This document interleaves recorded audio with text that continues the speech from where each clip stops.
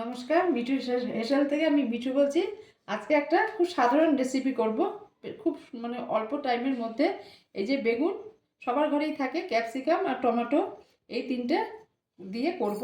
আচ্ছা, এই তিনটেকে পোড়াবো, সেই জন্য আগে একটু সামান্য তেল দিয়ে নিচ্ছি। কেন কি, তেল দিয়ে নিলে কি সঙ্গে সঙ্গে ভালো করে ছাড়ানো যায় আর কি, পুড়িয়ে। খুব একদম ইজি রেসিপিটা।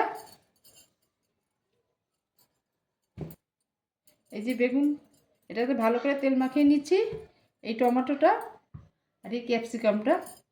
তারপর গ্যাসে পোড়াতে দেবো। এটা ভালো করে তেল মাখালে কি, যখন পোড়ানো হবে তারপর আস্তে আস্তে ভালো করে আপনা আপনি এগুলো ছেড়ে যাবে। এখন বেগুনটা পোড়ালাম, একটা একটা করে পোড়াবো। আপনারা চাইলে একসাথে সবকটাই পোড়াতে পারেন। এই দেখুন, সুন্দর পোড়া হয়ে গেছে। একটু এদিক সেদিক নেড়ে দিতে হবে, একবারে এপিট একবারে ওপিট করে। সুন্দর বেশ ভালো হয়েছে। এবার এটা তুলে দিলাম। এবার ক্যাপসিকামটা পোড়াবো। ক্যাপসিকামটা পোড়ানো হয়ে গেছে, এ দেখুন ভালো পোড়ানো হয়েছে। একটু নাড়িয়ে চাড়িয়ে দিলাম, এবার এটাকে তুলে দেব।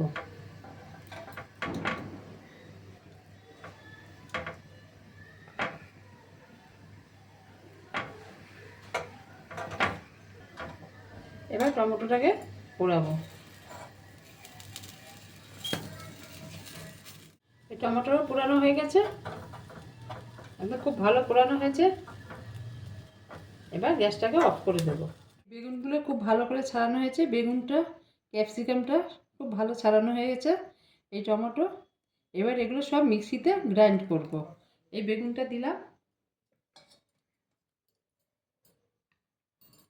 এই ক্যাপসিকামটা দিলাম, এই টমেটোটা দিয়ে দিলাম, আর দেব এই কাঁচা লঙ্কাগুলো দিয়ে দিলাম। 4টে মতন কাঁচা লঙ্কা দিয়েছি। এটা যে যেরকম ঝাল খাবেন সেরকম দেবেন, দুটো দিতে পারেন একটা। আর এই শুকনো লঙ্কাতে দিলাম এই সামান্য এই কয়েক কোয়া রসুন দিয়ে দিলাম, কয়েক কোয়া এই আদা দিলাম,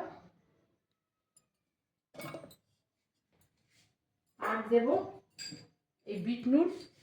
আপনারা চাইলে এমনি নুনও করতে পারেন, আমি সামান্য বিট নুন দিয়ে দিলাম। আর অল্প আচার দিলাম। আচারটা দিলে কি একটু টকটকও হবে, সেন্টও হবে। বেশি দেবো না, কেন টমেটো আছে, এই জন্য সামান্য পরিমাণ আচার দিয়ে দিলাম। আর কিছুটা ধনে পাতা, এই কুচনো এই ধনে পাতা কিছুটা দিয়ে দিলাম। এবার গ্রাইন্ড করে নেব। এবার কড়াইতে তেল দিয়ে দিলাম। খুব ভালো করে জিনিসটা ভাজতে হবে, যে যেরকম তেল খান। এবার তেলটা একটু গরম হোক। এবার তেলটা গরম হয়ে গেছে, এর মধ্যে একটু মেথি সম্বার দেব, আর একটু মৌরি, গোটা মৌরি দেব, আর একটু গোটা জোয়ান দেব, দিয়ে দিলাম।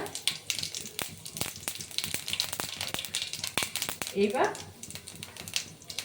এই পেস্ট দিয়ে দিলাম।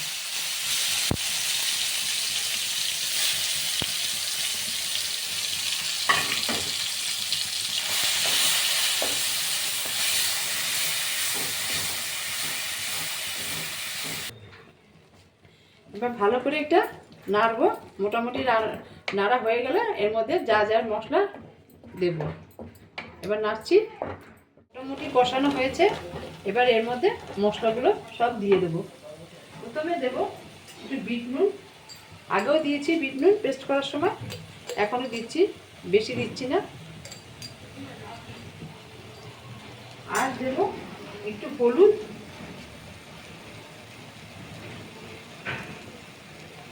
এই হলুদ দিলাম। আর দেব এই লঙ্কার গুঁড়ো,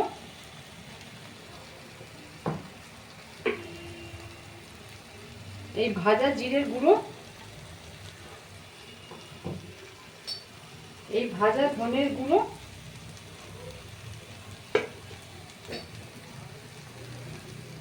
একটু মৌরি ভাজার গুঁড়ো, এই যে মৌরি ভাজা গুঁড়ো করেছি সেই গুঁড়ো সামান্য দিলাম, আর সামান্য একটু মেথির গুঁড়ো সামান্য দেব,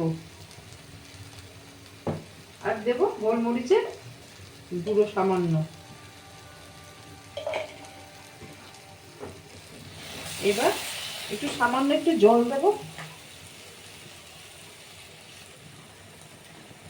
এবার জিনিসটাকে ভালো করে কষাবো। দেখুন পুরো তেল ছেড়ে গেছে, জিনিসটা ভালো হয়ে গেছে। এবার সামান্য একটু মিষ্টি দেব, আর ওপর থেকে এই ধনেপাতা, পেস্টের সময় ধনেপাতা দিয়েছি, আর এখন সামান্য একটুখানি এই ধনেপাতা কুচো দিয়ে দেব। এবার গ্যাসটাকে অফ করে দেবো। এই রেসিপিটা ঠিক চাটনির মতন, চাটনিও বলতে পারেন বা কচুর শাকের মতোও বলতে পারেন। এটা ভাত দিয়েও খেতে খুব ভালো লাগে, রুটি দিয়েও খেতে পারবেন, এটা রেখেও খেতে পারবেন, 2-3 দিন রেখে খেতে পারবেন, বাচ্চাদের টিফিনে দিতে পারবেন রুটির পরোটার সাথে। খুব টেস্টি, বেশি টাইমও লাগে না, ঝটপট হয়ে যায়। আমার তো এখনই জিভে জল চলে আসছে।